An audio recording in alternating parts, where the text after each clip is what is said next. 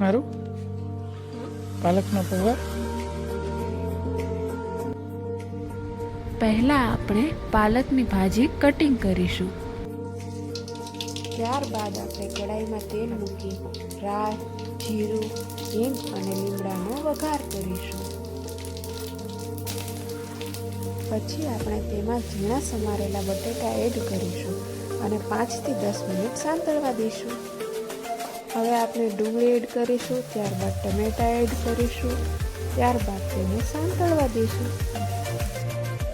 હવે આપણે તેમાં સ્વાદ અનુસાર મીઠું નાખીશું, થોડી મીઠાશ માટે ખાંડ નાખીશું.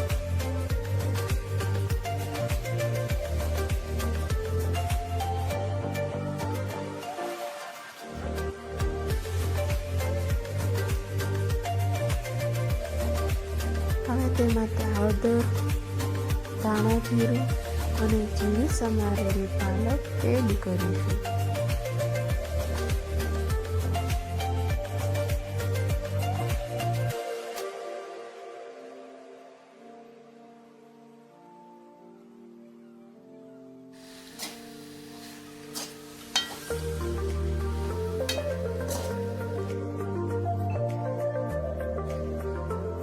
કપિલ, તમારા પાલક પૌવા બટેટા.